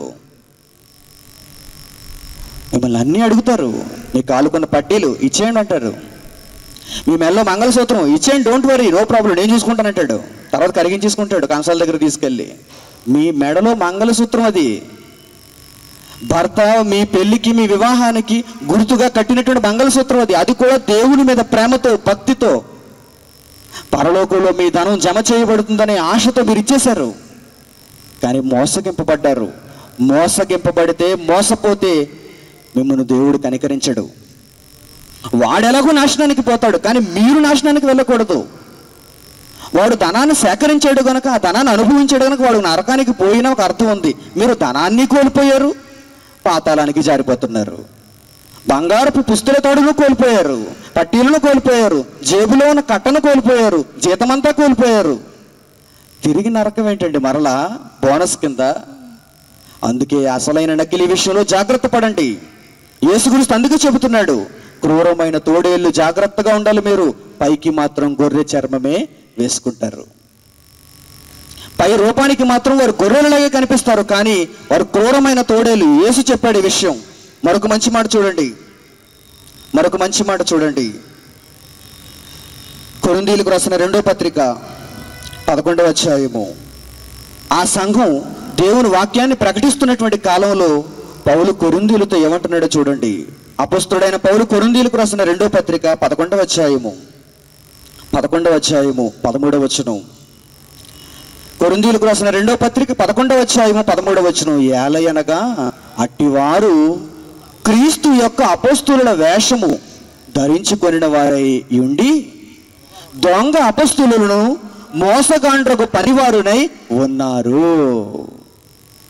చూసారా, ఎవరి వేషం ధరించుకున్నారు? నేను సాతానును అని మీ దగ్గరికి వచ్చి చెబితే మీరు అంగీకరిస్తారా? ఆ రోజు సాతానే అలా చెప్పలేదు. ఆదాము హవ్వల దగ్గరికి వెళ్ళి సాతాను ఏమంటుంది? నీ ఫ్రెండ్ అంటుంది, నేను నీ స్నేహితుణ్ణి, నీ మంచిని కోరేవాణ్ణు, నీ కన్నులు తెరిపిస్తాను, నేను దేవతగా మార్చేస్తానంటుంది. సాతానని చెప్పుకోలేదు. మరి ఈరోజు అసలైన నకిలీలు సాతానని చెప్పుకుంటారా? పైకి మంచి వేషం. ఎలాంటి వేషమో చూడండి. అట్టివాడు క్రీస్తు యొక్క అపోస్తుల వేషము. నేను పౌలు లాంటి వాడిని చెప్పుకుంటాడు, నేను పేతురు లాంటి వాడిని చెప్పుకుంటాడు. కానీ వాడి ఫలం, వాడి క్రియ పౌలు లాంటి క్రియ, పేతురు లాంటి క్రియ. నా పై రూపాన్ని చూసి నేను పౌలు లాంటి వాడిని చెప్పి ఒప్పుకోమన్నానా మిమ్మల్ని? నా క్రియలను చూసి ఒప్పుకోమన్నానా? వారు క్రీస్తు యొక్క అపోస్తుల వేషము ధరించుకున్న వారై ఉండి దొంగ అపోస్తులు అన్నాడు. చూడండి, దొంగ అంటే ఎవరిని అంటారండి? దొంగ అని దోచుకునేవాడిని దొంగ అంటారు. ఇంతకీ వీరు ఎవరి దగ్గర ఏది దోచుకుంటున్నారు? దేవుని దగ్గర సొమ్ము దోచుకుంటున్నారు, దేవుని దగ్గర దేవుని పిల్లలను దోచుకుంటున్నారు. అందుకే వీరికి దేవుడు ప్రయోగించిన మాట దొంగ, థీఫ్. దొంగ అన్నాడు చూడండి దేవుడు. దొంగ అపొస్తలులను దొంగ పనివారునై ఉన్నారు. ఇది ఆశ్చర్యము కాదు. మీరు ఆశ్చర్యపోతున్నారా? ఏంటి వీర గజ దొంగలు? ఇన్నాళ్ళు మేమేమో పోలీస్ స్టేషన్లో చిన్న చిన్న పాస్పోర్ట్ ఫోటోలు చూసి వీరు గజ దొంగలు అనుకున్నాం. ఏంటి దేవుని వాక్యం వీరుని దొంగలు అంటుందా? అవును, అవును. ఇప్పటి వరకు మీకు అసలైన బోధ పరిచయం కాలేదు. నకిలీ పరిచయం అయింది, అసలైన నకిలీ పరిచయం అయింది. అది మంచిదిగా పరిచయం అయింది మీకు. ఈరోజు దాని గుట్టు బయటపెడుతున్నాను నేను, దాని గుట్టు రట్టు చేస్తున్నాను నేను. అందుకే మీకు ఆశ్చర్యం అవ్వచ్చు. ప్రపంచవ్యాప్తంగా ధనాన్ని సేకరిస్తున్న వారందరూ దేవునికి భిన్నమైపోయారా? దేవునికి ఎదురు తిరుగుతున్నారా? అవును, అవునండి. దేవుని కార్యక్రమాలను భూమి మీద ఉన్నవి ఉన్నట్టుగా జరిగిస్తున్న వారు ఎవరు చెప్పండి? సమాజాన్ని మేలుకొల్పుతున్న వారు ఎవరు చెప్పండి? సమాజంలో ఉన్న మనుషుల దగ్గరకు వెళ్ళి దేవుని వాక్యాన్ని చెప్పి వారిని బ్రతికిస్తున్న వారు ఎవరు చెప్పండి? వారి దగ్గర ఎంతో డబ్బు ఉంది, వారి దగ్గర ఎన్నో ప్రచార సాధనాలు ఉన్నాయి. ఏ రోజు ఏ ఛానల్ పెట్టినా శుభవార్త కావచ్చు, రక్షణ కావచ్చు, ఆరాధన కావచ్చు, ఇంకేమైనా చిన్న చిన్న పుట్టగొడుగులు లాంటి ఛానల్స్ కావచ్చు, ఏ ఛానల్లోనూ మనిషిని రక్షించేది ఉండదండి. మనిషిని రక్షించే మంచి మాటలు ఏ ఛానల్లోనూ టెలికాస్ట్ అవ్వటం లేదండి. వారి స్వార్థం కోసం కింద మరలా అకౌంట్ నెంబరు స్క్రోలింగ్ అయిపోతూ ఉంటుంది. ఈ కార్యక్రమానికి మీరు స్పాన్సర్ చేయాలనుకుంటే కింద అకౌంట్ నెంబర్ ఉంది, SBI, మీరు కొట్టేయండి, క్లిక్ చేసేయండి, ఆన్లైన్ బ్యాంకింగ్. విన్నవారికి, ఆ ఛానల్ పెట్టుకున్న వారికి వెంటనే మార్పు కలిగే మాటలు ప్రకటించగలుగుతున్నారా? మనిషి జీవించే కళను నేర్పించగలుగుతున్నారా? లేదండి. అందుకే చూడండి ఏమంటున్నాడు ఆయన, ఇది ఆశ్చర్యము కాదు, ఇది ఆశ్చర్యము కాదు. సాతానుగా మీ దగ్గరకు రాడు, తానే వెలుగుదూత వేషము ధరించుకొనిచున్నాడు గనుక వాని పరిచారకులు నీతి పరిచారకుల వేషము ధరించుకొనుట గొప్ప సంగతి కాదు అన్నాడు. చూడండి, సాతానుకు పరిచారకులుగా మారిపోయారు ఈరోజు. వాని పరిచారకులు ఏం చేస్తారు? నీతి పరిచారకుల వేషము, పైకి మంచి గొర్రె చర్మం, లోపల క్రూరమైన తోడేలు. వాని పరిచారకులు నీతి పరిచారకుల వేషము ధరించుకొనుట గొప్ప సంగతి ఏం కాదు, అదేమీ ఆశ్చర్యం కాదు. అది ప్రతిరోజు మన మధ్యలో జరుగుచున్నదే. మీరు ఆశ్చర్యపడకండి. ఇప్పుడు మీరు ఆలోచించవలసింది ఏంటంటే, ఆ అసలైన నకిలీ బారి నుండి మీరు తప్పింపబడాలి, రక్షింపబడాలి. ప్రవక్త ఒక ప్రవచనం రాశాడు. ఈ అసలైన నకిలీని గూర్చి దానియేలు ప్రవక్త ఒక మంచి ప్రవచనాన్ని రాశాడు. దానిని యేసుక్రీస్తు జ్ఞాపకం చేస్తున్నాడు. మత్తయి సువార్త 24వ అధ్యాయము 15వ వచనం చూడండి. ముగింపులోనికి వెళ్తున్నాం మనం. మత్తయి సువార్త 24వ అధ్యాయము 15వ వచనం దానియేలు రాసిన ఒక మంచి ప్రవచనాన్ని యేసుక్రీస్తు జ్ఞాపకం చేస్తున్నాడు చూడండి. మత్తయి సువార్త 24వ అధ్యాయము 15వ వచనం, కాబట్టి ప్రవక్త అయిన దానియేలు ద్వారా చెప్పబడిన నాశనకరమైన హేయ వస్తువు పరిశుద్ధ స్థలమందు నిలుచుట మీరు చూడగానే చదువువాడు గ్రహించాలి అన్నాడు. ప్రవక్త దానియేలు ఏనాడు రాశాడో చూడండి ఈ మాట. ఆ మాటను మరలా యేసుక్రీస్తు జ్ఞాపకం చేస్తున్నాడు. యేసు బోధ ఇలాంటి బోధనండి. అసలైన నకిలీ ఏదో పరతం పట్టే బోధ యేసు బోధ.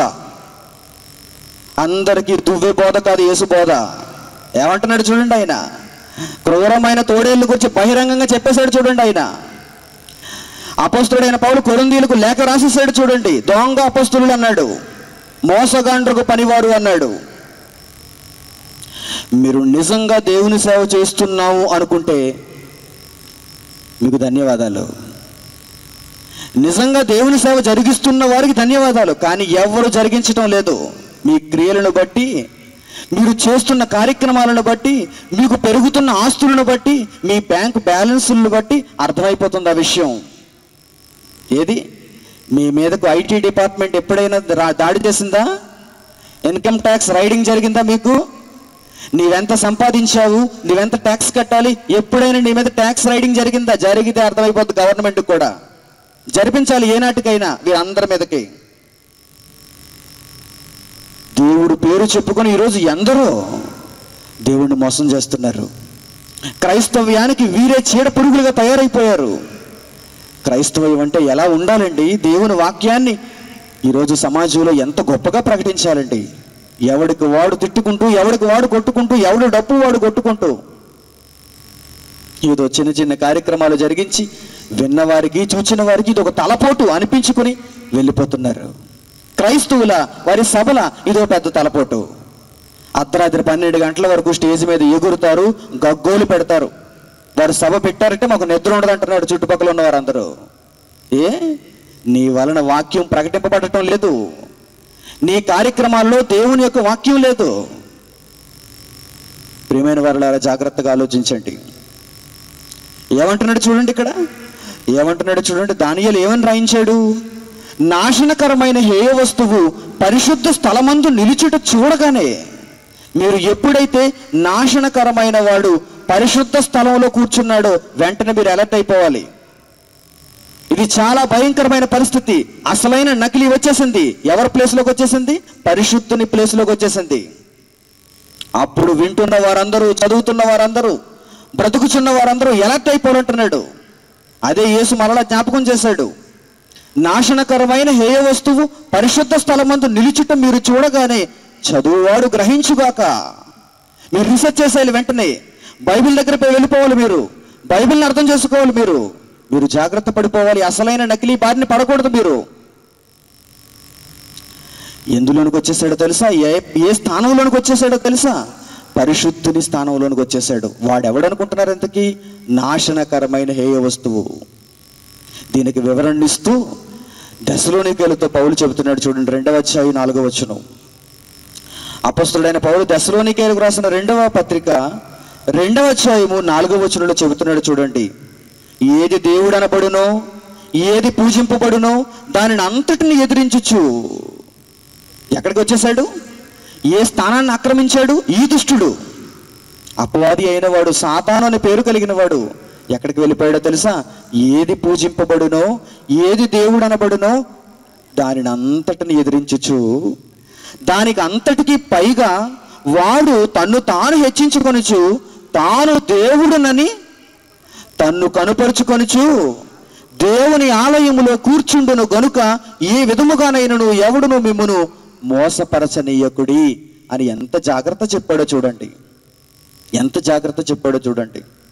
వాడు ఎక్కడ కూర్చుంటాడు? వాడు ఏ విధంగా పిలువబడతాడు? జనుల చేత ఏ విధంగా పిలువబడతాడు? దేవుడు దేవుడు దేవుడు. ఎక్కడ కూర్చుంటాడు? పరిశుద్ధ స్థలంలో. వీడెంతకి ఎవడని బైబిల్ చెప్పింది? నాశనకరమైన హేయ వస్తువు. కూర్చోలేదంటారా? లేదండి సమాజంలో అస్సలు అలా జరగటం లేదని అంటారా? అయితే ఈ మాట తప్పై ఉండాలి. అంతే కదా? లేదండి ఎక్కడ అలా జరగటం లేదండి, అంత సేఫ్ అండి, అందరూ మంచివారండి, అందరూ మంచి పనివారండి అంటారా మీరు? అలా అనుకున్న పక్షంలో యేసు చెప్పిన మాట తప్పై ఉండాలి. అబద్ధ ప్రవక్తలను గురించి జాగ్రత్త పడమని యేసు చెప్పిన మాట తప్పై ఉండాలి. కొరింథీయులతో పౌలు రాసిన మాట తప్పై ఉండాలి. దెసలోనికీయులతో మరలా పౌలు రాసిన మాట తప్పై ఉండాలి. దానియేలు రాసినటువంటి మాట తప్పై ఉండాలి. ఆ మాటను మరలా యేసు జ్ఞాపకం చేసినప్పుడు కూడా అది కూడా తప్పై ఉండాలి. ఇన్ని మాటలు తప్ప? చెప్పండి. నాశనకరమైన హేయ వస్తువు ఖచ్చితంగా పరిశుద్ధమైన స్థలంలో కూర్చుంటుంది. మెజారిటీ వర్గం అంతా దాని వైపే పరుగులు తీస్తుంది. మెజారిటీ వారందరూ అక్కడికే పోతారు. ఎందుకంటే ప్రజలందరూ ఎక్కడికి వెళ్తున్నారు, మనం కూడా అక్కడికి వెళ్ళిపోతున్న గుంపులో మనం కూడా సరిపోతాం. తక్కువ మంది ఉన్న దగ్గరికి వెళ్తే మనకు కూడా నామోషి. అంటే ఇక్కడ తక్కువ మంది ఉన్నారు కదా. బాగా ఆలోచించండి, బాగా అర్థం చేసుకోండి. ఏది దేవుడు అనబడతాడో, ఏది పూజింపబడతాడో దానిని అంతటిని ఎదిరించచ్చు. వాడు దాని అంతటికి పైగా వాడు తన్ను తాను దేవుడను అని కనపరుచుకుంటూ దేవుని ఆలయంలో కూర్చుండిపోతాడు. ఈరోజు ప్రపంచ వేదిక మీద సాతాను దేవుని ఆలయంలో కూర్చున్నాడు. దేవుని వాక్యం ఎక్కడ ప్రకటింపబడాలో అక్కడ కూర్చున్నాడు వాడు. పైకి దేవుని ముసుగు, పైకి దేవుని వేషం. ప్రజలు మభ్యపడుతున్నారు ఈరోజు, ప్రజలు మోసగింపబడుతున్నారు ఈరోజు. తండోపతండాలుగా వెళ్ళిపోతున్నారు మనుషులందరూ. మారతారు, కొద్ది మంది అయినా మారతారు. ఎందుకంటే దేవుని లెక్కలలో ఉన్నవారి కొరకు, దేవుని ప్రియులైన పిల్లల కొరకు నేను కష్టపడక తప్పదు, వాక్యం చెప్పక తప్పదు. కొందరికి విరోధన అవుతున్నాను నేను ఈ మాటలు చెప్పటం వల్ల. కొందరు నా మీద పండ్లు పటపటా కొరుకుతున్నారు, ఎందుకు ఇలాంటి మాటలు చెబుతున్నావని. కానీ నా దేవుని మెప్పు కోసం, నా దేవుడు చెప్పమన్న ఆయన వ్రాయించుకున్న మాటల కోసం, ఆ మాటలు అలాగే మాటల కింద ఉండిపోకూడదని, మైకు ద్వారా అవి రావాలని, ఏ ఒక్కడికి వాటిని వచ్చేలా చేసే దమ్ము లేదని, ఎవడు ఇలా ప్రకటించలేడని నేనే వీటికి స్వరాన్ని ఇచ్చాను. ఆలోచించండి, మంచి నిర్ణయం తీసుకోండి. ప్రారంభ శతాబ్దంలో పౌలు కొరింథీయులతో ఒక మంచి మాట అన్నాడు. క్రైస్ట్ చర్చ్ సామర్లకోట కూడా ఎప్పుడు ఇదే మాట అంటుంది. చూడండి, ఆ మాట చూసి మనం ముగించుకుందాం. కొరింథీయులకు రాసిన 2వ పత్రిక 7వ అధ్యాయము. అపొస్తలుడైన పౌలు కొరింథీయులకు రాసిన 2వ పత్రిక 7వ అధ్యాయము 2వ వచనం చూడండి. అపొస్తలుడైన పౌలు కొరింథీయులకు రాసిన 2వ పత్రిక 7వ అధ్యాయము 2వ వచనం. మమ్మును మీ హృదయములో చేర్చుకొనుడి. ఇక్కడ వచ్చిన వారందరికీ చెబుతున్నాను నేను, మమ్మును మీ హృదయములో చేర్చుకొనుడి. మీ దగ్గర డబ్బు తీసుకున్నానా? మీ దగ్గర చందా పట్టానా? మిమ్మల్ని దోచుకున్నానా? ఏమీ లేదు. అందుకే ఆ రోజు పౌలు కొరింథీయులతో చెబుతున్న మాటని ఈరోజు మీతో చెబుతున్నాను. ఒక సంఘంగా మీరు ఉన్నారు ఇక్కడ. మనుషులందరూ ఎక్కడ కూడితే అదే సంఘం. బోర్డు ఉంటేనేనా సంఘం? ఒక 4 గోడల మధ్య కూర్చుంటేనేనా సంఘం? ఒక కులానికి చెందిన వారైతేనేనా సంఘం? లేదు లేదు, నా దేవుని ఆలోచనను బట్టి మీరు కూడా ఒక సంఘం. You are a church. ఈ మైదానంలో కూర్చున్న సంఘం మీరు. మీతో నేను చెప్పదలుచుకున్న మాట చూడండి. 7వ అధ్యాయం 2వ వచనం, కొరింథీయులకు రాసిన 2వ పత్రిక. మమ్మును మీ హృదయములో చేర్చుకొనుడి. మోసం లేదు ఇందులో. మేమెవరికి అన్యాయము చేయలేదు. చూసారా, నా బ్రతుకు కాలంలో ఎవరికి నేను అన్యాయం చేయలేదు. అందరూ నాకు అన్యాయం చేసిన వాళ్ళు ఉన్నారు, అది వేరే విషయం, పక్కకు పెట్టేయండి. నేనెవరికి అన్యాయం చేయలేదు, ఎవరి దగ్గర నేను దోచుకోలేదు. కష్టపడ్డాను, రక్తం కార్చాను, వేదన అనుభవించాను, నా సమయాన్ని ఖర్చు చేశాను, అనేక మందిని బ్రతికించడానికి తపన పడ్డాను, ఎంతో వారి కొరకు ఆలోచించాను, పాఠాలను సిద్ధం చేశాను, బహిరంగ సభలలో వారి కొరకు గొంతు చించుకొని మాట్లాడాను, వారికి బాప్తిస్మం ఇచ్చాను, దేవునిలో వారికి బ్రతుకునిచ్చాను. కానీ అది నా గొప్పతనం కాదు. నా తండ్రి నా వలన వారిలో కార్యక్రమాన్ని జరిగించాడు. అయినా వారు నన్ను విడిచిపోయారు. పోనివ్వండి, వారిని గురించి నేను బాధపడటం లేదు. నాకు అన్యాయం చేసినా పర్వాలేదు, కానీ నేను ఎవరికి అన్యాయం చేయకూడదు, చేయలేదు. బహిరంగంగా చెబుతున్నాను, నేను ఎవరికి అచ్చిలేను. వారు నాకు వచ్చి ఉన్నారేమో రక్షణ విషయంలో, జీవితం విషయంలో, వారికి ఇవ్వబడిన బ్రతుకు విషయంలో నాకు వచ్చి ఉన్నవారు ఉండొచ్చు, కానీ నేను ఎవరికి అచ్చిలేను. నా దేవునికి, క్రీస్తుకు, పరిశుద్ధాత్మునికి తప్ప నేను ఎవ్వరికి అచ్చిలేను. చూసారా, ధైర్యంతో దేవుని తరఫున దేవుని వాక్యాన్ని చెప్పగలుగుతున్నానండి, దేవుని మాటలను చెప్పగలుగుతున్నానండి. పౌలు వ్రాయించిన మాటలను నేను చెప్పే మాటలుగా ఈరోజు నేను ప్రకటించగలుగుతున్నానంటే అది దేవుడు నాపై చూపిన కృప. 7వ అధ్యాయం 2వ వచనం, దేవుడు నా కొరకు రాయించిన మాట చూడండి.